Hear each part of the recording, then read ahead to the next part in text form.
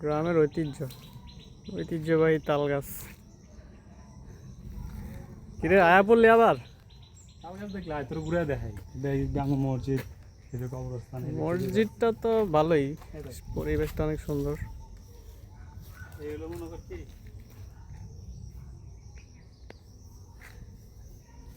খেজুর গাছও তো আছে রে, খেজুর গাছটাও তো সুন্দর।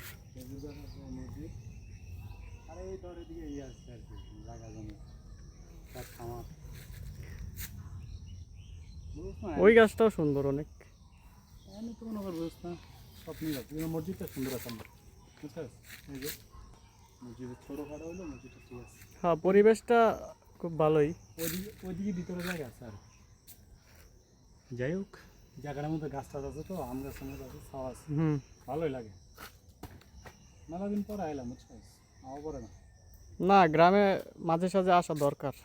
আহি না, কারণ ধর গ্রামে তো এখন মনে কর তেমন মানুষ বেশি এটা থাকে না। আচ্ছা চল তাহলে ওদিকে যাই। হ্যাঁ চল।